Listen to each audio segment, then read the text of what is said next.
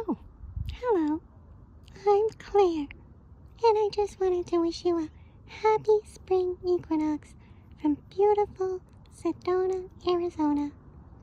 You know, the spring equinox is a great time to clear out the old, do a little spring cleaning, and set fresh intentions for the year to come. You can plant them like a seed and then watch them blossom and grow in the beautiful springtime sun. What are some of your intentions for the coming year?